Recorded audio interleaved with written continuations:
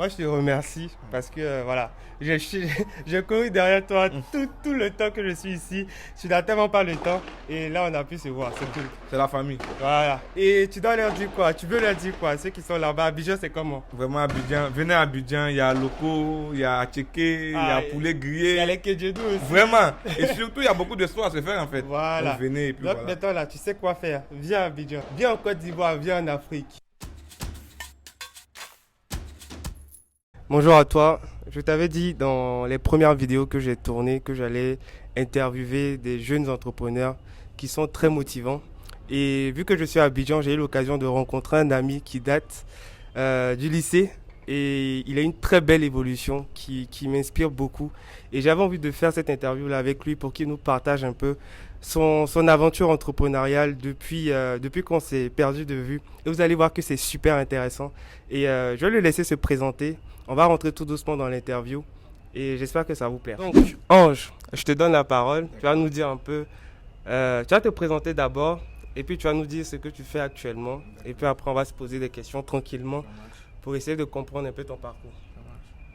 Donc, bonjour. Je suis Ange-Lionel DJ, le cofondateur de Light Service. Et Light Service est une entreprise de nettoyage. Et aujourd'hui, elle a grandi un peu, elle fait la formation également. Donc, en gros, voici ce qu'on fait. Donc, Ange, tu es en train tu es en train de nous dire qu'aujourd'hui, tu es le fondateur d'une entreprise qui est dans le service et qui fait du nettoyage. Bon, là, c'est la finalité. Moi, ce que j'aime beaucoup quand je parle à des amis entrepreneurs, c'est de savoir un peu comment est-ce qu'ils ont fait pour arriver à ce stade-là. C'est-à-dire, comment est-ce que déjà, tu t'es dit que tu allais entreprendre. Tu t'es dit que tu allais te lancer dans ça. Naturellement, après le lycée, le BTS, et j'ai voulu jouer au football. Et après le football, bon, ça n'a pas marché pour des raisons personnelles, j'ai décidé d'arrêter. Et comme j'avais déjà le brevet de technicien en poche, il fallait chercher mener un emploi. Donc c'est parti dans les jalonneurs, des jalonneurs de solliciter, les jalonneurs de solliciter. Mais véritablement sans réussite en fait, parce que le marché de l'emploi en Côte d'Ivoire commence à être saturé. Donc ça a été compliqué. Et à partir de là, il fallait déjà commencer à trouver une activité. Parce que plus tu prends de l'âge, plus il y a des responsabilités aussi qui commencent à arriver tout de suite. Voilà, tu ambitionnes déjà te marier, te fiancer. Donc pour même inviter la fille ou la soeur là, il faut quand même avoir quelque chose. Donc c'est parti, on a commencé à vendre des chaussures. J'étais avec un ami. Déjà à la base, lui vendait des chaussures. Et moi, comme j'avais fait un peu, comment on dit en Côte d'Ivoire, coupé décalé, donc je connaissais plus ou moins certaines personnes. Je lui ai dit, bon, écoute, fais tes photos, fais tes images, donne-moi, je mets ça sur le statut WhatsApp. Voilà. Et à partir de là, mes connaissances ont commencé à acheter et on a commencé à véritablement faire du chiffre. Mais ce qui est bien, tout de suite, les ventes ont stoppé en fait. Parce que quelqu'un qui achète une chaussure, il achète pour 6 mois, pour 1 an, pour 2 ans. Donc il n'achète pas une chaussure chaque 2 mois en fait. Donc il fallait qu'on se réoriente ailleurs. Et là, il y a une amie qui nous a donné un petit scoop une fois. Elle a dit que, excusez, les dessous féminins rapportaient beaucoup. Je lui ai dit, ah bon, t'es sûr? Elle a dit oui et tout, que c'est 100%. J'ai dit, mais super. Donc, nous voilà à Djamé, les matins, en train de lutter avec ce qu'on appelle communément à Abidjan les Aoussa, parce que c'est eux en fait qui commercialisent ce genre de trucs.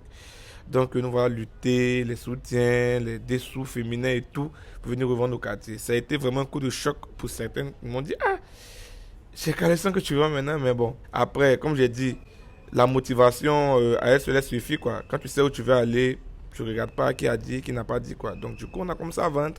Mais après, véritablement, pour des perceptions de croyances et tout, comme je suis chrétien, ça paraissait pas bien, en fait, de vendre des dessous féminins parce qu'après, bon, souvent c'était des dessous un peu osés. Donc, du coup, on a laissé tomber. Donc, en temps, il fallait réfléchir maintenant à autre chose, en fait. Et moi, j'ai été au Sahara pour... Attends, excuse-moi. Vas-y. Pour préciser, quand tu étais au Sahara, parce que moi je pense au désert du Sahara. Ah non, non, Donc, non, non, non. pour préciser, précisons. Ok. Le Sahara, c'est le salon, je crois, de l'agriculture, des ressources animalières, un truc du genre. Voilà. Wow. Donc, c'est un salon pour les agriculteurs, pour les éleveurs et tout. Donc, j'y ai été. Et j'ai été tout de suite touché par les animaux que j'ai vus, en fait. Et je ne sais pas, mais j'ai un petit béguin quand même pour les animaux et tout. Donc, du coup, je me suis dit, pourquoi ne pas se lancer dans une ferme? Parce que les Ivoiriens déjà consomment beaucoup de viande. Voilà, donc à partir de là, On s'est lancé dans une ferme. Mais ça a été pour l'heure un fiasco. C'était pour l'heure un fiasco parce que la ferme n'est pas fermée, mais le rendement qu'on espérait, on l'a pas en fait. Voilà, on n'a pas ce D'accord. rendement. D'accord. Et juste avant de te laisser poursuivre, parce que tout ce que tu dis, c'est super intéressant. C'est-à-dire, tu es parti déjà de quoi? D'une envie d'être footballeur. Si, si. Après, tu as vendu Des des chaussures. chaussures. Chaussures. Et après les chaussures, c'était les dessous féminins. Si, si. Des dessous féminins, tu as voulu lancer une ferme. Si, si. Waouh! C'est-à-dire, au fur et à mesure que tu avançais, tu as dû t'adapter, te Oui, oui. réorienter en fonction du contexte, C'est ça. en fonction Et ça, c'est quelque chose, moi, qui me parle. Quand tu es entrepreneur, le fait de s'adapter à chaque fois à ta situation dans laquelle tu te trouves. Et ça, c'est super intéressant. Et c'est pour ça aussi que tu me motives aussi. Parce que je vois tout ce parcours-là, je dis, ouais, tu peux commencer quelque chose aujourd'hui, pardon. Tu vas voir que dans un an, ça sera obsolète. Dans un an, toi-même, tu n'auras plus l'envie de continuer dedans. Mais c'est pas pour autant qu'il faut laisser tomber ta détermination pour entreprendre. Entreprendre, c'est commencer quelque chose, voir que bah en fait ça marche pas comme tu voulais, mais continuer quand même, être déterminé. C'est ça la détermination. C'est ça. Mais c'est super intéressant. Et du coup, là tu étais donc à la ferme, tu voulais continuer la ferme là. Et après la ferme, il s'est passé quoi? Bon, après la ferme, comme j'ai dit là, c'était pas véritablement ça en fait. Parce que déjà, pour faire la ferme, pour avoir une certaine formation, bon, après, c'est des petites erreurs que des entrepreneurs ne doivent plus commettre en fait. Parce que quand tu veux te lancer dans quelque chose, tu dois avoir une bonne formation. Et aujourd'hui, on a allé du tout prêt, tout rapide, tout vite. Donc, j'ai fait une petite formation, je crois, d'un jour, 2 jours, et on s'est lancé dedans. Et ça a été vraiment compliqué, c'était très compliqué parce que déjà les lapins qu'on dit qu'ils se reproduisent vite, on n'arrivait pas à les reproduire, on ne savait pas pourquoi. C'est pas si c'était le climat, on ne savait pas c'était quoi, est-ce qu'on ne savait pas bien C'était dans faire. quelle région de la Côte d'Ivoire? C'était à Port-Boued ici. Ah, c'est à Port. Oui, c'était à Port-Boued ici. Donc ça a été compliqué. Donc on a passé près de 4 mois, 3 mois sans reproduction. Alors que les lapins, tu les mets ensemble, tout de suite, ils te font des enfants en fait. D'accord. Donc ça a été compliqué. Et par la suite, on a demandé à quelqu'un de gérer. Mais lui aussi, il a géré ça à temps partiel. Donc ça fait que ça n'a pas donné aussi le rendement. Et après ça, ils ont volé nos lapins. Parce que je rappelle que c'était dans une... mon associé en fait dans la ferme, là, sa tante avait construit une maison. Mais c'était pas encore bien habité. Donc dans l'espace de la maison, c'est là qu'on a commencé la ferme. Avec quelques caisses et tout. Donc après là, quelqu'un pouvait rentrer parce qu'il y avait des habitations. Donc des gens sont venus, ils ont volé les lapins, volé tout. C'était compliqué. Donc, du coup, on a fallu relocaliser. Voilà. Mais là-bas encore, ils ont volé nos lapins. Là-bas, ils ont volé quasiment presque la moitié. Presque la moitié du cheptel. C'était D'accord. compliqué. C'était compliqué parce que tu dépendais que de ça, en fait. Ok. Tu dépendais que de ça. Et toutes ces aventures-là, ça s'est passé en combien de temps? Peut-être tu t'es réorienté pardon, Si, plusieurs si. fois. En l'espace de combien de temps? C'est en un an, en 2 ans, en 3 ans que tout ça a eu lieu Oui, si j'ai bonne mémoire, Ouais. déjà depuis 2018, c'est ça, je crois qu'on a commencé à vendre des chaussures. Depuis D'accord. 2018.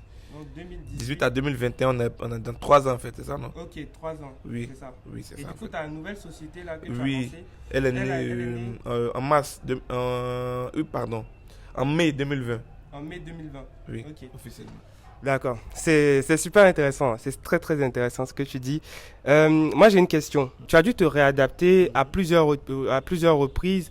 Moi j'ai une question.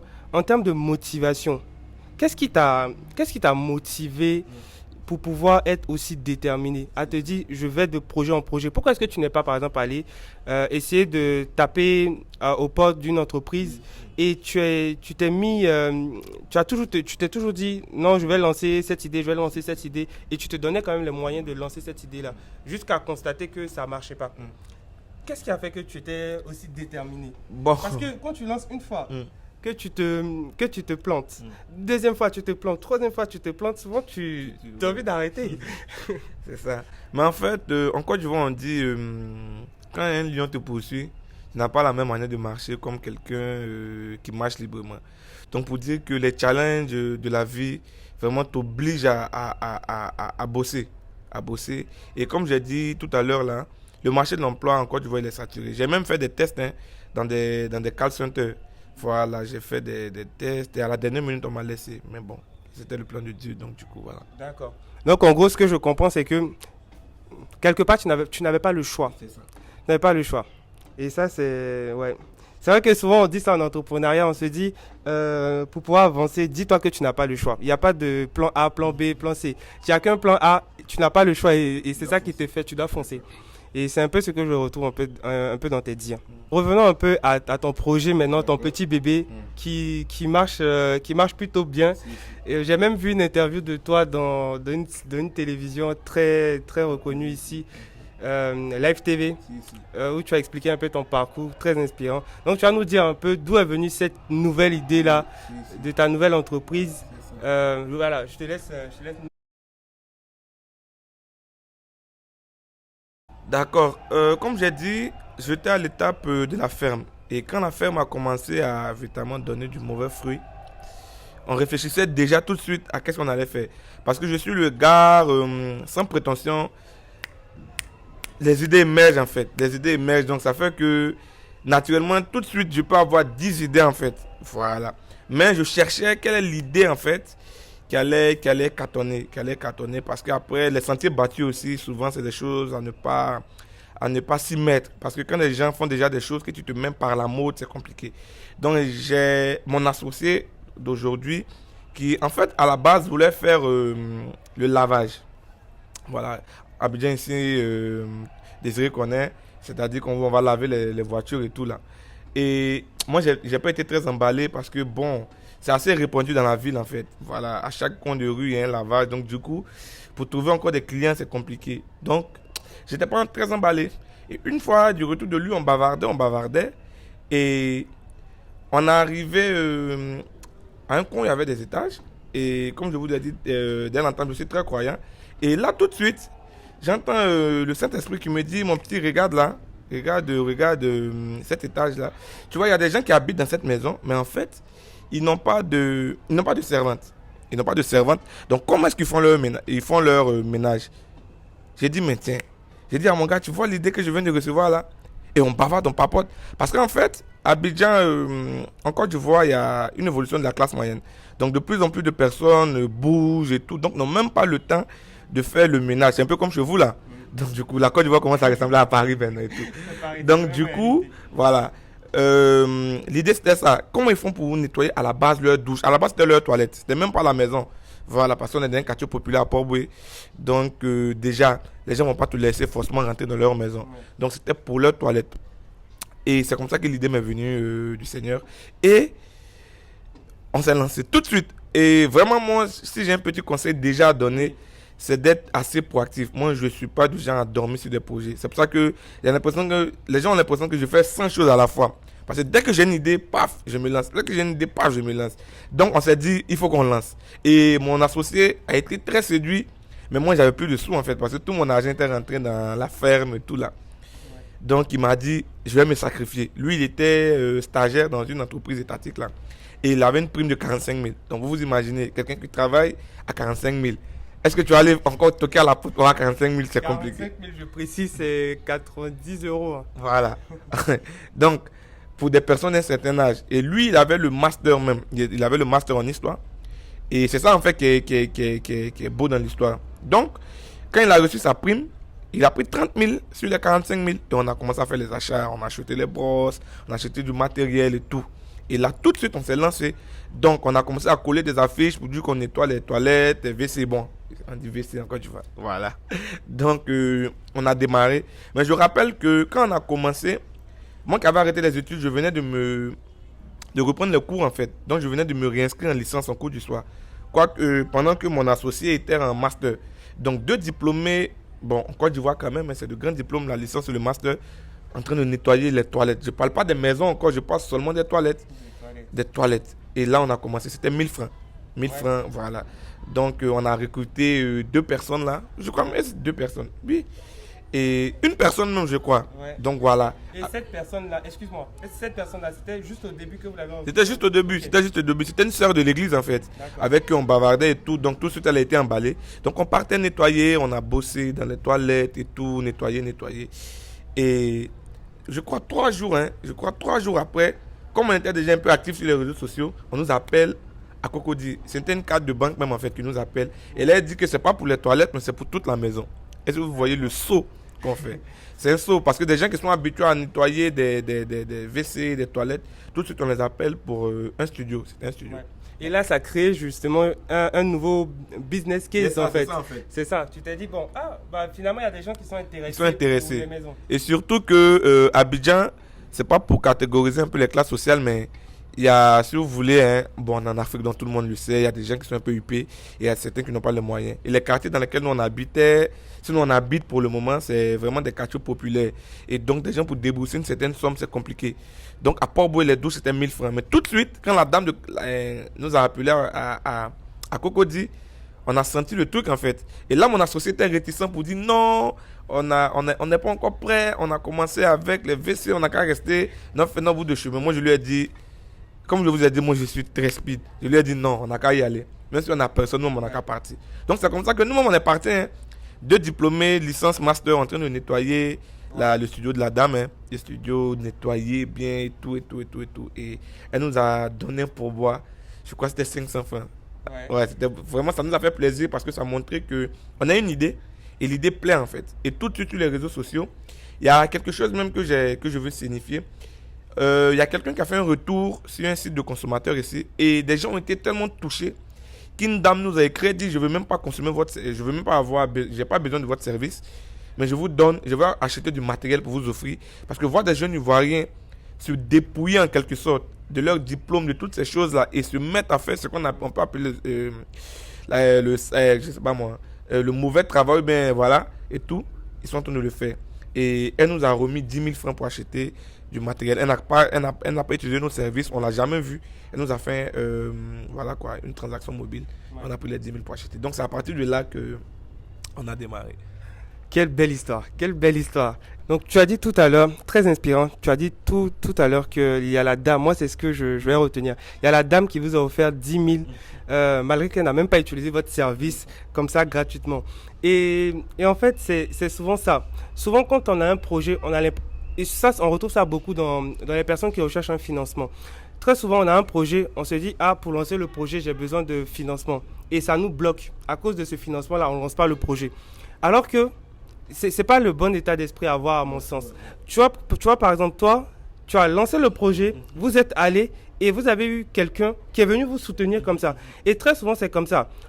On lance notre projet, faut se lancer. Tu lances ton projet, tu essaies d'aller au bout et les choses feront que il y a des gens que tu as croisés sur la route qui vont se dire mais il se débrouille bien, je veux investir en lui. Mais si tu ne fais rien, c'est pour ça souvent on dit aide-toi et Dieu t'aidera après. C'est ça, faut d'abord s'aider et puis après on a des gens qui sont derrière pour nous soutenir. Et ça m'a frappé, ça me parle. Même pour rebondir sur ça, déjà en déjà 6 mois, il y a eu des personnes qui ont voulu investir. Hein. Il y a eu des personnes qui nous ont contactés, mais après, moi je suis un peu protecteur en fait. Donc du coup, parce que généralement les projets c'est sur le long terme. Il ne faut pas voir tout de suite, il va mettre de l'argent et tout, mais il faut voir déjà sa personnalité, il vient faire quoi. Parce que quand les projets séduisent, tout de suite les gens veulent Donc on a eu combien de propositions? Je crois 2 propositions. Hein. Il y a le cousin de mon associé qui a voulu s'immiscer dans le capital. D'accord. Il y a une de ses connaissances aussi, quelqu'un qui vivait à Londres et qui a vu le projet, il a été séduit, il a voulu mettre plein d'argent. Mais après on lui a donné certaines restrictions, il n'a pas mordu. Parce que voilà quoi. Après il faut pouvoir protéger pour faire grandir doucement, voilà ton bébé. Et d'accord, très intéressant. J'espère que vous apprenez beaucoup de cette interview-là. Et aujourd'hui, quels sont le plan de l'entreprise pour continuer à croître? Aujourd'hui, avant c'était les toilettes, maintenant vous faites les grandes surfaces, les maisons. C'est quoi le plan pour continuer à croître? D'accord. Par la suite, comme j'ai dit tout à l'heure, on a commencé avec les toilettes. Après, on a commencé à faire avec le ménage, en fait. Mais tout de suite, il y a une nouvelle niche, en fait, qui s'est ouverte. Voilà, à Abidjan, comme j'ai dit tout à l'heure, la classe moyenne augmente. Et donc, du coup, les gens ont plus de moyens pour déménager, pour prendre de nouvelles maisons. Et quand les gens prennent de nouvelles maisons, ils font des travaux de peinture, de ciment, voilà. Et tout de suite, il faut venir nettoyer avant qu'ils aménagent. Ce n'est pas des choses auxquelles on a pensé. Mais quand on a commencé, c'est une niche qui s'est ouverte, en fait. Ouais. Voilà. Et donc, tout de suite, on s'est lancé. On n'a même pas hésité. Voilà, et donc vous êtes adapté on s'est adapté. À ce que vous avez trouvé. Et finalement même, j'ai envie de dire que c'est cette niche qui nous rapporte plus que les ménages en fait. que les ménages. Donc, il fallait déjà commencer pour voir ça, en fait. Voilà. Donc, et le plan, par la suite, on est en train de se lancer pour conquérir maintenant les bureaux et les grandes surfaces. Parce que voilà, ils rapportent encore un peu plus, en fait. Ça va permettre à l'entreprise d'être plus pérenne, en fait. Voilà. Donc, en gros, par rapport au nettoyage, voici un peu le plan à venir. D'accord. Est-ce que vous avez des concurrents? Parce que souvent, je me dis, bon, vous êtes en pleine croissance, allez conquérir des bureaux. Il y a des concurrents, des grosses entreprises qui font déjà ça. Si, si. Donc, comme tu l'as dit tout à l'heure, là, il y a de grands concurrents. Mais moi, je crois que dans la vie, il faut déjà être très sage. Voilà. Il y a un principe qu'il est important de ne pas oublier. Le principe du respect des aînés et des devanciers. En Afrique, c'est très important. Et quand tu viens sur un nouveau territoire où tu trouves de grosses entreprises, ne cherche pas tout de suite à faire la belle, quoi. Voilà. Va doucement, gagne ton petit pain. Donc déjà, moi-même, l'idée, c'est de gagner les PME. Là-bas, les grosses entreprises de nettoyage n'y sont pas. Vous voyez un peu. C'est-à-dire, désirer à son entreprise, tout de suite, là, il me prend pour nettoyer, c'est une PME. Donc ça marche, avant de chercher à conquérir, si vous voulez, des grosses enseignes. Mais déjà, c'est les PME. Et puis, au fur et à mesure, grandir. Mais c'est très important de respecter ce principe-là. Parce qu'il y a beaucoup d'entreprises qui, comme l'idée est belle, tout de suite veulent concurrencer tout de suite déjà les grands. Ils se cassent la tête en fait. Parce que les grands, ils ont des moyens financiers que tu n'as pas. Ils ont des moyens juridiques que tu n'as pas. Ils pèsent. Ils pèsent. Ils peuvent faire même, quelqu'un vient racheter ta boîte. Juste pour l'éteindre en fait. Alors que toi, tu as de belles perspectives. Donc, du coup, il faut respecter ce principe-là, quoi. D'accord. J'ai envie de revenir un peu à l'homme que tu es aujourd'hui. Tu étais, voilà, au départ, voilà, tu commençais tes projets, tu n'avais pas d'expérience en entrepreneuriat et aujourd'hui, tu as quand même beaucoup de recul par rapport à l'entrepreneuriat. Qu'est-ce que tu dirais à quelqu'un qui veut se lancer aujourd'hui? Et deuxième question, qu'est-ce que tu dirais à quelqu'un qui est en Occident, en Europe, à l'étranger, qui veut se lancer en Côte d'Ivoire? Oui. Quelles sont les problématiques qu'il doit prendre en compte?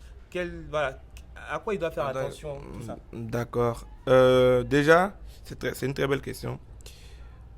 On va souffrir un peu. Je ne suis pas du genre tout de suite à chaud à aimer, je ne sais pas comment je vais expliquer. En fait, je le dis pas pour salir quelqu'un, mais je suis pas tout de suite du genre avec un certain nombre de temps, tout de suite aimer donner des conseils pour faire croire que tu es. On continue tous d'apprendre, on continue d'apprendre. Mais déjà de l'expérience quand même que j'ai pu avoir, grâce à Dieu, ce que je peux donner comme conseil, c'est déjà de foncer. Moi, c'est la première idée. Il faut foncer. Moi, je suis comme ça. C'est-à-dire, moi, tout de suite, même pendant qu'on est en train de parler, quand j'ai une idée, je cherche déjà à foncer. Je cherche déjà à foncer. Et c'est vraiment ça. Il faut foncer, il faut foncer, il faut foncer. Mais en même temps, il est important aussi pour moi de savoir pourquoi on fonce. Parce que beaucoup créent des entreprises pour avoir de l'argent. C'est vraiment malsain. Tu vas te casser la vie. Tu vas peut-être avoir de l'argent, mais tu pourras pas grandir. Parce que toutes les entreprises qui se créent, c'est des concepts qu'elles mettent en place. Et des concepts, mais en même temps qui rentrent dans une atmosphère, j'ai envie de dire, géopolitique. Pourquoi je le dis? Pour en même temps parler à la diaspora. Aujourd'hui, l'Afrique a besoin de ses fils. L'Afrique a besoin de connaître un essor considérable. Et pour ça, c'est pas en parlant beaucoup, c'est pas en faisant beaucoup de bruit sur les réseaux sociaux, mais c'est véritablement en créant de la richesse. Parce que quand on regarde un peu tous les pays riches, c'est des pays qui ont créé beaucoup de valeur, qui ont créé beaucoup de richesse. Et donc du coup, si l'Afrique arrive à beaucoup créer de la richesse, naturellement l'Afrique va avoir un essor assez considérable. Donc moi, le conseil que je peux donner aux jeunes Africains et aux Africains de la diaspora, c'est de revenir. On est mieux que ce soit. Et en venant ici, vous pouvez créer beaucoup de richesses parce qu'il y a beaucoup de choses à faire. Voilà, il y a beaucoup de choses à faire. En Afrique, encore, on a des pays qui ont une croissance à deux chiffres. Chose rare en Europe.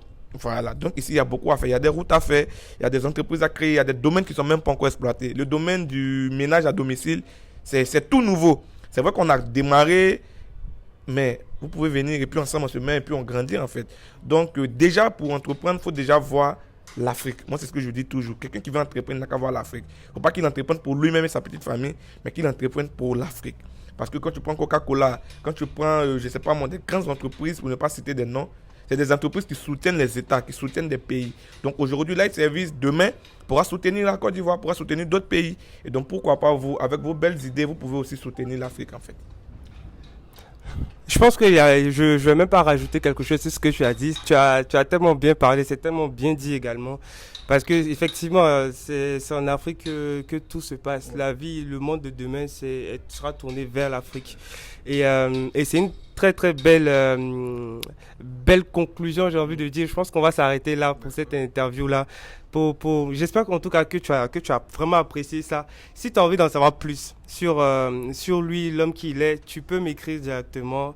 L'adresse email est là en bas de description si tu veux discuter. On est là pour s'influencer positivement. Donc des informations, on est là pour en partager, on n'a rien à cacher. Donc tu as besoin de quelque chose, tu as besoin d'en savoir plus même sur le secteur sur lequel il est. N'hésite pas à poser des questions en commentaire également. Moi, je suis très content, très content de. Franchement, je sais pas, mais tu m'inspires énormément en termes d'entrepreneuriat. On a besoin des personnes comme toi. En plus, on est de la même génération, donc ça booste encore plus, tu vois. C'est pas des personnes qui ont déjà tout réussi, qui sont en train de nous parler. Là, c'est vraiment un jeune comme nous. Voilà, qui est en train de nous parler de son aventure, comme quoi tout est possible, même en Afrique ici, c'est possible aussi de faire de l'entrepreneuriat et de réussir, de très bien avancer. Et je pense qu'on va se laisser sur ces termes-là. J'espère que tu as apprécié. Et moi, je te donne rendez-vous à la prochaine vidéo. Abonne-toi, like et à bientôt. C'est toi, tu vois rien peut-être parce que tu as le soleil, mais dans la vidéo, ça sera comme